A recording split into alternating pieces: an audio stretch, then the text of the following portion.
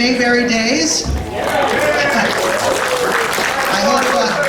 I hope everyone's doing well. In case you don't know, I am Greg Schell.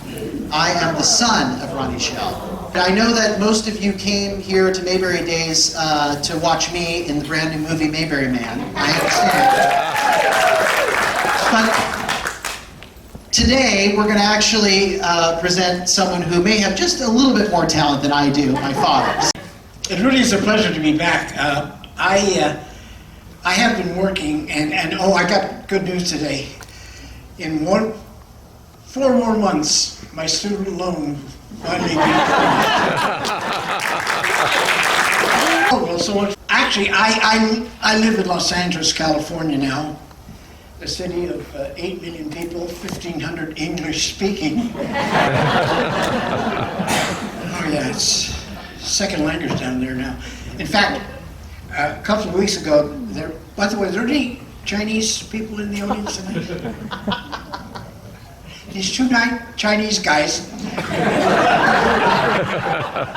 they were in one of these elevators downtown LA, and I was in there, and they were speaking in their native tongue. You know, I don't speak Chinese, but they were. I took it till about the 12th story, and finally he said, "For crying out loud, you guys are in America now. Speak Spanish."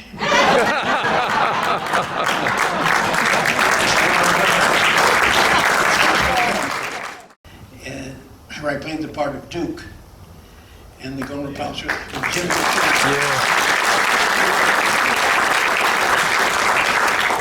Jim Nabors was one of the. I made this statement to people earlier today, and it's true. Jim is the only guy I ever knew who never had one enemy. He loved everybody, and everybody loved him. He was born and raised in Sylacauga, Alabama. Yeah.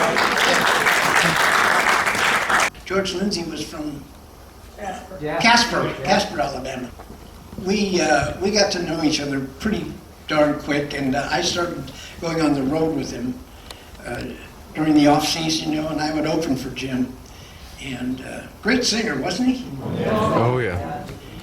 And when Andy Griffith heard about him, this is before he did Gomer on Andy Griffith, Dick Link, our manager, he was my manager too, he said, "Let's go down to this place in Santa Monica called The Horn." And Jim was singing there.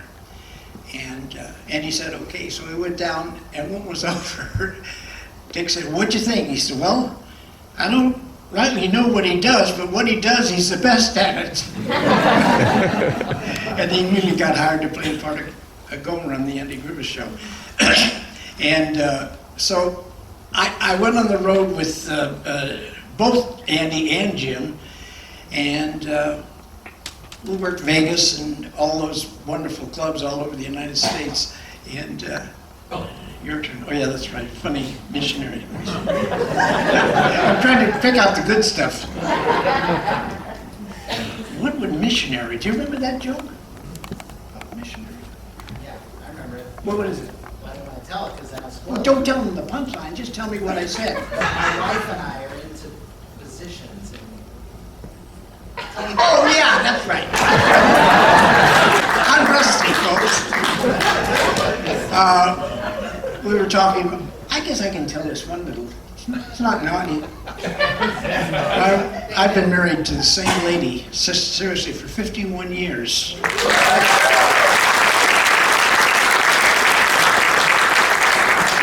12 of the happiest years of my life.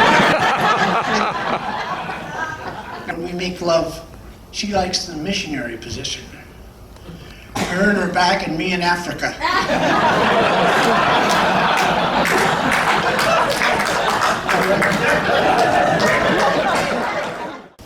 She was going like this, and I said, "What's the matter, son?" And she said, "Oh, I just found the remote."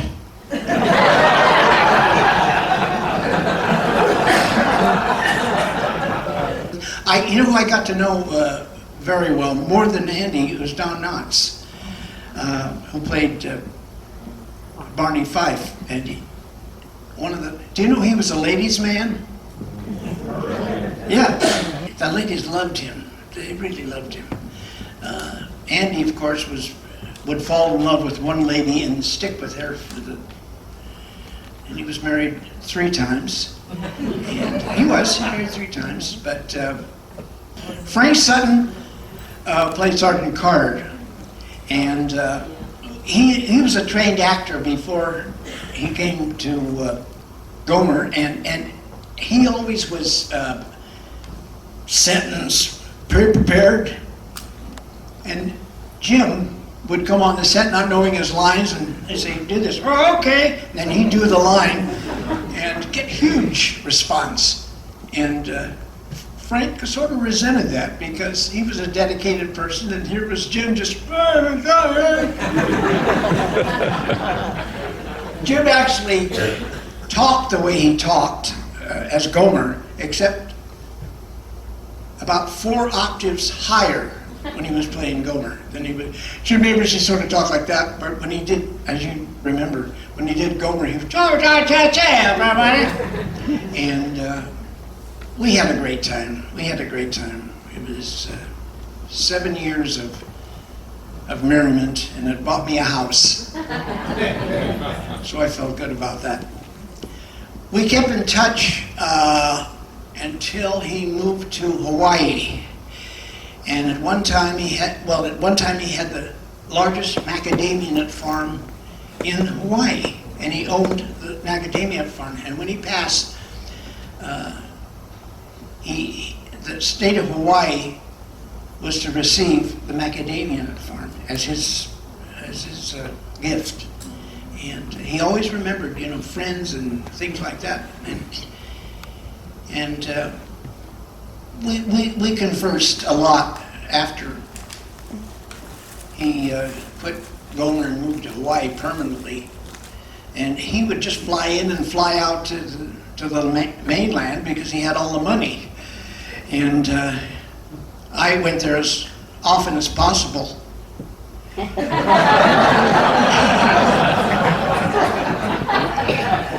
But it was worth it. It was a wonderful relationship, I got to tell you. If you ever watch, we're now on, do you guys get Me TV here? Yeah. Well, Me TV runs Gomer Pyle every night at 9 o'clock, and from 8 to 9 is the Andy Griffith Show. Every single night, weeknight, and I watch all 3 every night. I still watch the Gomer Pyle show now. I say, who the hell's that young guy? And Duke. It's like you're taking a picture, an old picture in an album, and you're seeing someone much younger. And it's me. And it was just a wonderful, wonderful 50 years of working with that guy. Really great. And as I said, Don Knotts was also a great guy. Andy was mercurial. Mercurial, is that a word? Mm-hmm. If you caught him at the right time. But if he got mad. But luckily, we always got along good, and I felt bad when he passed. On the 3rd year of Gomer Pyle, I left the show.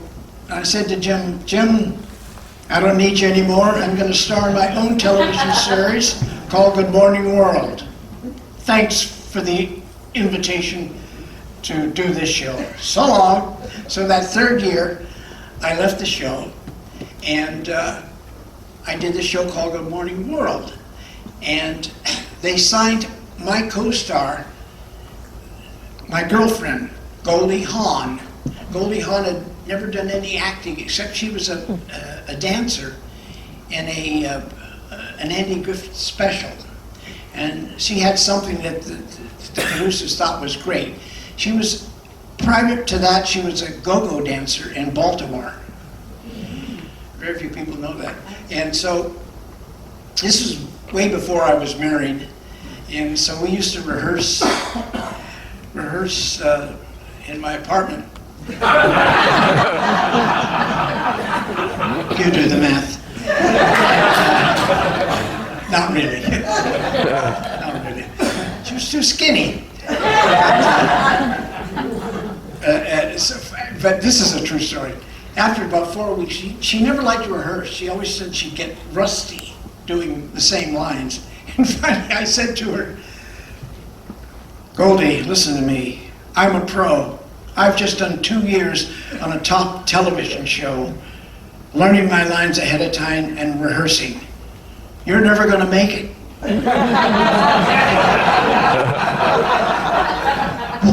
1 year later, she won the Academy Award for Cactus Flower. Lovely girl. She's still, when I see her, she's still friendly, and she's married to Kurt Russell. And coincidentally, the first full-length movie I did was called The Strongest Man in the World, and Kurt was a star. And he remained my friend throughout. So every time I see them, which isn't too often because they go to the higher class restaurants, they're always friendly and always courteous. And she always stops by my wife and says, you know, this guy, he gave me terrible problems when we were working together, always trying to make me rehearse. I said, I know how you feel, Goldie, but you won. Okay. It's true.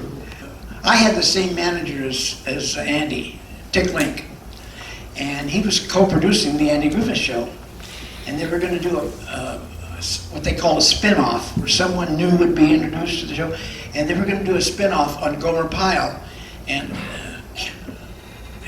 my manager, Dick Link, said, why don't you try out for the part, his best friend? And I said, is it funny? He says, no, it's not funny, but it's a good part.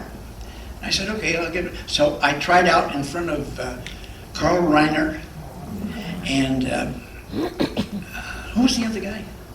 The big one. Sheldon Leonard. Sheldon Leonard, very good. 2 points. Sheldon Leonard, and I got the part. And for the first, if you ever watch the first 6 episodes in black and white, you'll notice that I'm just there to feed him his lines. And then after the 6th episode, they gave me a good part called what was it? I'm glad you guys remembered. It was called it was an episode where this lady who ran a nightclub. Dragon Lady. Dragon Lady. Huh? Dragon Lady. Say it again. Dragon Lady. Dragon Lady. Dragon Lady! Very good. 3 points. Dragon Lady, and it was played by, Miss Bunny. yes, who later became Andy's, not Andy's, who became Sergeant Carter's girlfriend permanently on the Jim Nabors, on the Gomer Pyle show. And she tossed me over. And she ran this nightclub, and if anybody would give her trouble, she'd take the guy and toss him over, ass funny over, butt over tea kettle, ass over tea kettle, and she did it to me, and she did it to Sergeant Carter, and then when Gomer walks in, he says, "Well, I just came here to get one." It was called a Liberty Kiss. He tried to get a kiss from the Dragon Lady. And I don't know if you ever watched it, but she took him in the other room and kissed him, and that's how that one ended. And then she became a regular on Gomer. Quite a great actress. She did a lot of movies. Remember Airplane? Yeah. She played Robert Stack's wife in the one scene where they were going to try to find Robert Stack. And she came to the door, and I forget who was out to try to get Stack. She invited him in, and she had a dog who would just jump on anybody and start, and she would just sit there and go like nothing happened. Now it's a scene to remember if you ever watch Airplane, rerun that Airplane, and. Unfortunately, she passed. I I'd like to do my encore now. Usually at this point in the show, the comedian walks to the curtain, waits for the applause to bring him back. I don't take any chances.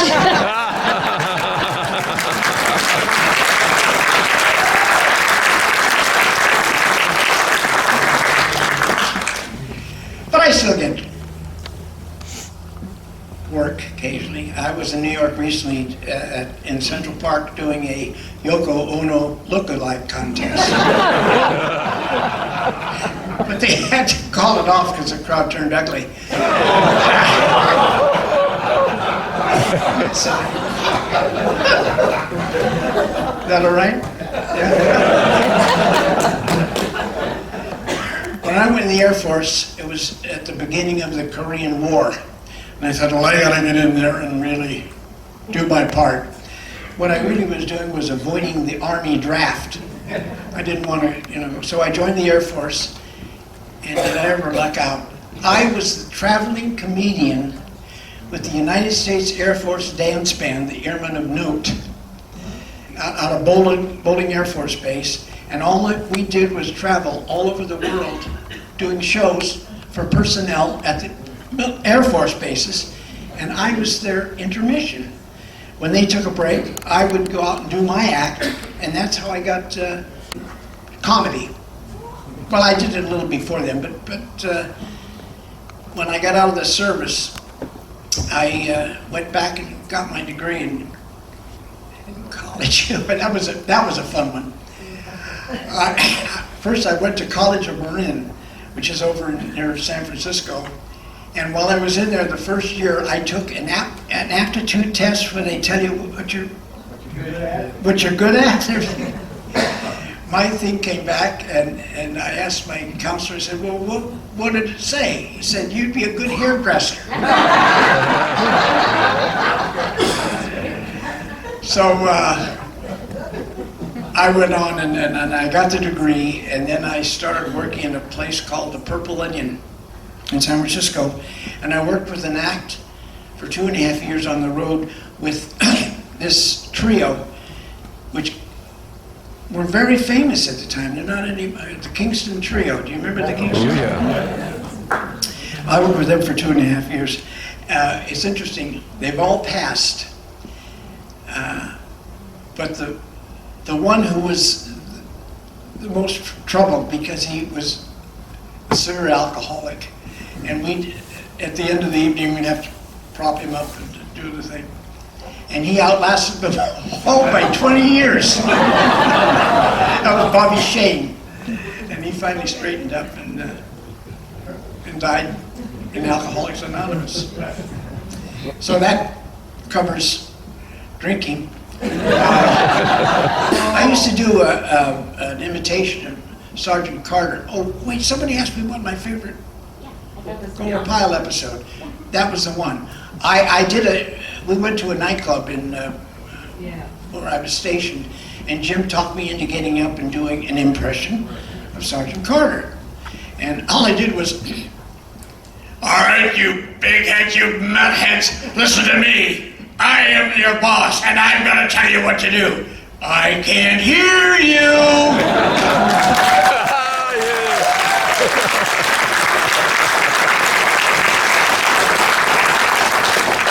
That good. But that turned out to be my favorite episode for the 7 years that I worked with Jim. You know, after Gomer Pyle, we were signed to do a variety show called the Jim Nabors Hour. Any of you remember the Jim Nabors Hour? We were #1 in the Nielsen ratings. They rated the shows. We were ahead of Carol Burnett, way ahead of Carol Burnett the whole time. Now the second year, we had those same ratings. We were ahead of everybody. We were #1. We were ahead of Glenn Campbell. We were ahead of, you name it. We were ahead of it. But the new president, Fred Silverman, did not like what he called hick shows. And so he canceled a lot of shows that year. He canceled Petticoat Junction. He canceled the one that follows us with Eddie Albert. Green Acres. Canceled that, and he canceled us, and that was sad because we were really on top of the world. And to show you how loyal Jim was, Frank Sutton, as good an actor as he was never comfortable doing comedy sketches, and it showed. And he got a lot of criticism, but Jim kept him on, and if we'd have gone a third year, he'd have been back with him again. That's how loyal Jim was.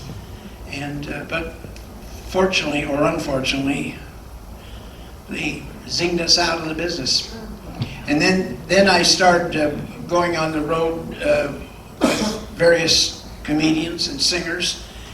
And I was singing today, Greg, I have probably worked with most of the comedians in the business today.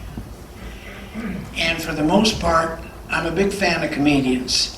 But there are a few that I worked with who were great, but I never laughed. And you know who one of those were? Robin Williams. He was a genius at what he did. I did a 2-week episode of Mork and Mindy, and we were together in these scenes for 2 weeks, and he would do all these great lines, but I never laughed. It wasn't funny to me for some reason. And to this day, I don't know why. George Carlin, who was a very close friend of mine, was another guy who was a genius at comedy, but I never laughed. And recently someone asked me, who was made you laugh more than any other comedian that you worked with? And I have to tell you who it was. It was Don Rickles. Boy, he was hilarious. And I worked with him several times. If you ever see Hugh Hefner had a 75-year-old birthday party for Don Adams. And I was sort of the co-MC. And I got up at the beginning and I said, but before I start, I want you to know that I'll be working at Basin Street West starting March 21st. And then I went on and did my act. Now, 2 hours later, they called him Rickles to close the show. He got up and said, good evening, ladies and gentlemen. It's a real pleasure to be here, and I'll tell you where I won't be, March 21st. Watch it, if you see it. Broke me up, it was so funny. And of course, Jonathan Winter was right up there for making a person. Jonathan was crazy, and but he made me laugh too. But there were a lot of comics who I loved, but never made me really laugh. And Mr. Ronnie, growing up, who was your influences? Who was my influence? Yeah, comedian. Do you want to know who my favorite was? Clark Gable. I wanted to be Clark Gable. And I thought in the beginning, well, I'm just grow a mustache and I'll be the handsome hero. Never had turned out. But that was influenced by my mother, who was a big Clark Gable fan. But I was a huge fan of Clark Gable's, and so I wanted to be Clark Gable. And then when I got into comedy, I really didn't have a long-time hero, except Rickles. Don't tell Ted Koppel this, but I also liked the African-American comedian. Richard Pryor. He was a genius, and he made me laugh. You know, it's funny, if it hits your funny bone, they're funny. And some of these guys made me laugh, and others were great at their jobs, but didn't do it for me. So I've continued to work. During the pandemic, I didn't during this year. And in fact, this is my comeback. How am I doing?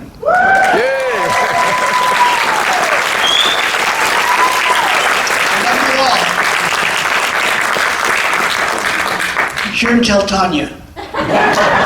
Maybe you should give me a raise for next year.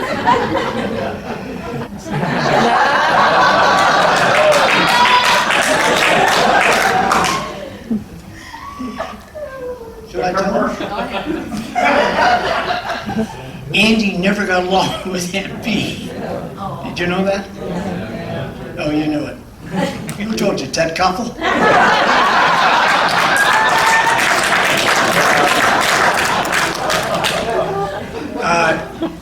They just didn't hit it off. I think she thought she was a great actress, but she thought she was superior to Andy's way of simple acting, you know, and being just a good guy. And they never got along. And then after a few years after the show, they tell me that she moved to around here somewhere. Yeah? Okay. And Andy went over and made amends, and they became friends. And then she passed, and then Andy passed. So they finally made up, but that's my Aunt B story.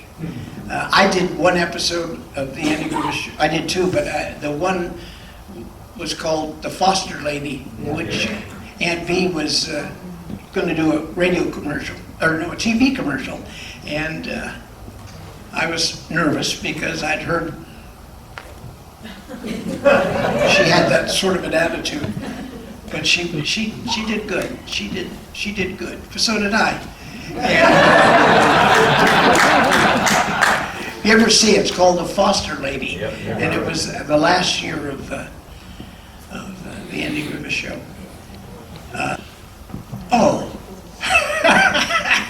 George Lindsay. George Lindsay, I'm sorry, George, yeah, I'm sorry. But he was not. I would say he was not what women would call a great guy, because he was not crude, but he was just down to earth, and he was from Jasper, Alabama. And you know, he did a couple of serious roles prior to going. He was on a couple of Gunsmokes, which I still watch every day at 1 o'clock. I watch it. I never miss it. I can tell you about all those episodes. And so that's my, but he was a good actor in serious roles too.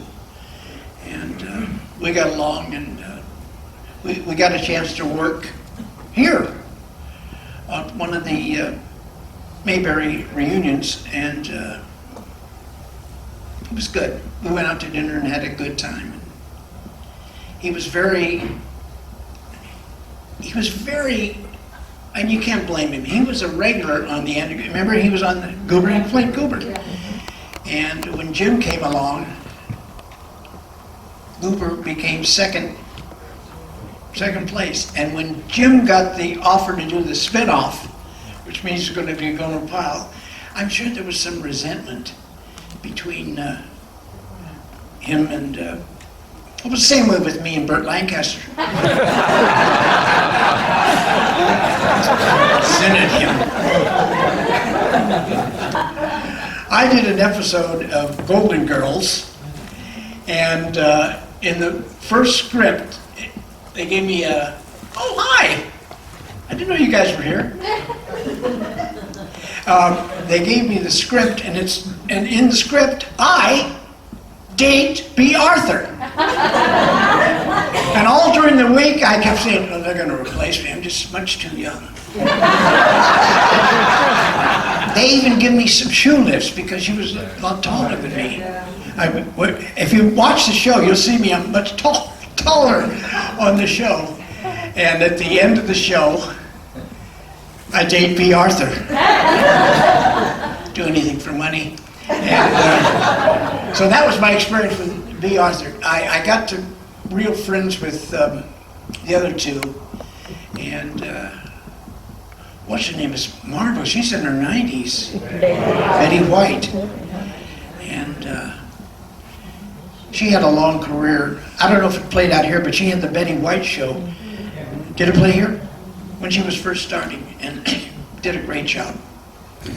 So that was my Golden Girls episode. True story.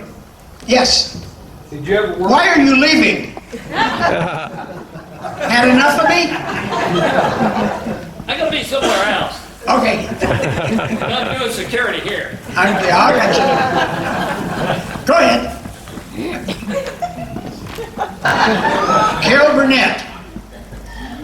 was supposedly Jim Nabors' best friend. Carol Burnett, I did 2 episodes of the Carol Burnett show. And that's where I got to really know both Harvey Korman and Tim Conway. Tim was one of those guys that I laughed at a lot. He never was natural. He was always on. You couldn't make it say anything serious. And Harvey, I thought, was probably, I can't think of anybody who played various characters who did it better than Harvey. But Harvey was a very neurotic person. In fact, his wife once told me we had the big birth earthquake, what is it, in '79? We had a big earthquake in LA. And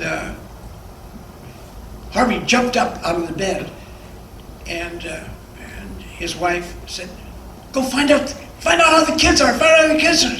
"Kids, hell, I'm gonna take my blood pressure." That was Harvey. He always thought, for a while he thought he had AIDS. No, not AIDS. What was the other? Before AIDS. Herpes? Huh? Herpes. Oh, I had that.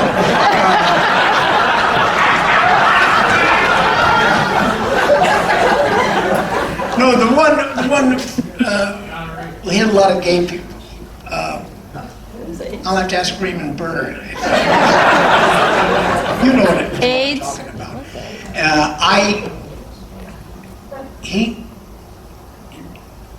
He thought he was going to get it, and someone told him that breathing causes that disease. I can't remember the name. He tried to stop breathing. That was Harvey Korman. And very funny man, very funny man. When we'd meet twice a week in LA for coffee, and he'd get out of his car and go around it 4 times to make sure that he turned all the lights out in his car. And it was daytime. But he made me laugh too. But I think Conway was I did an episode of, remember he played the little guy? Huh? Dorf. I did the last Dorf that he did, and it was just a day of laughing at the things he'd ad-libbed, not that was in the script.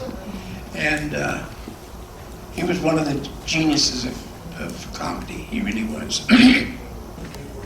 I never worked with Tom Jones. Engelbert was as close as I got to Tom Jones. Same type of singer. Yeah. Engelbert was good. He's still around, isn't he? Oh, yeah. Still doing shows. But if you see him in Vegas now, which is rarely, he never had, none of them, they don't have comedians to open a show anymore. They come on. And who stopped that? Caesar's Palace? Diana Ross. She said, I don't need any comedian to open my show. Well, they start cutting out comedians. They say, well, we don't need a comedian. Let's go right to the singer. And that's how all the comedians hated her.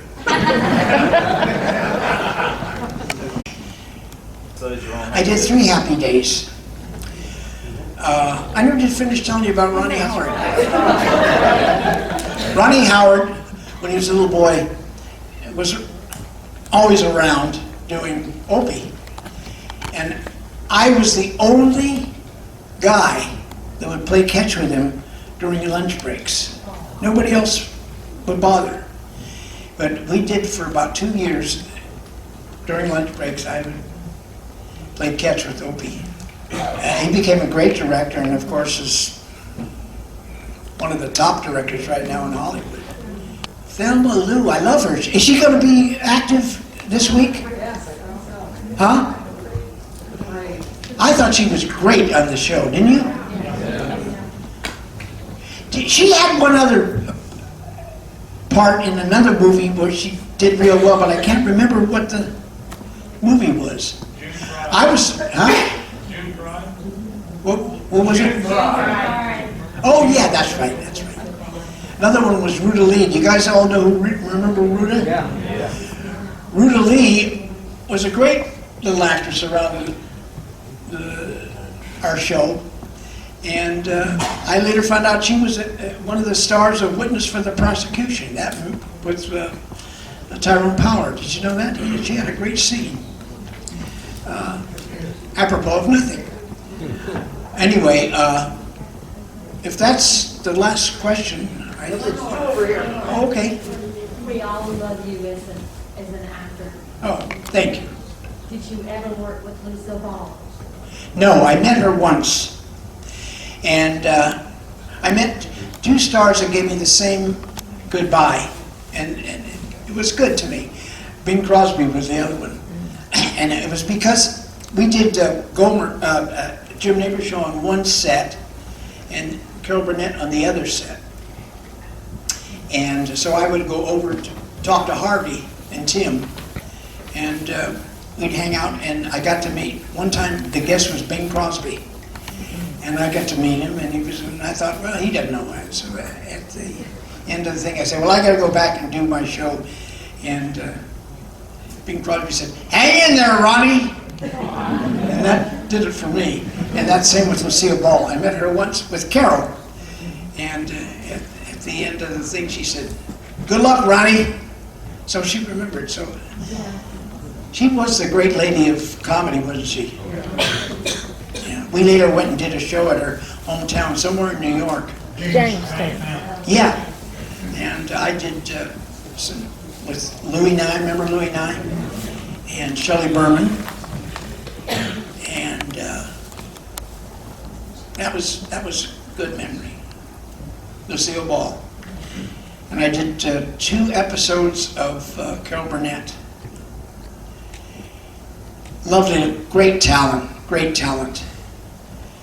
But you could, like people used to tell me, Jerry Van Dyke told me this. He said, you know, with those big stars, you try to get too friendly with them, and their eyes lit over.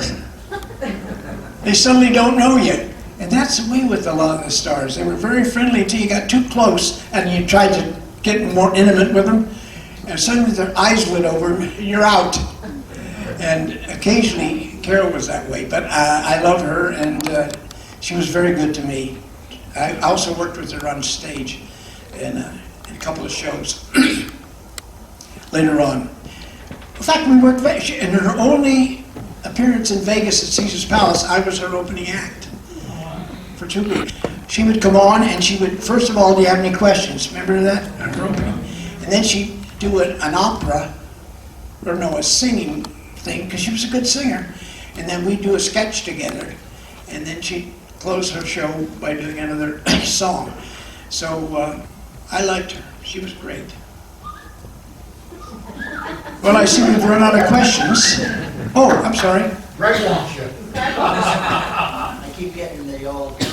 What the hell with them? You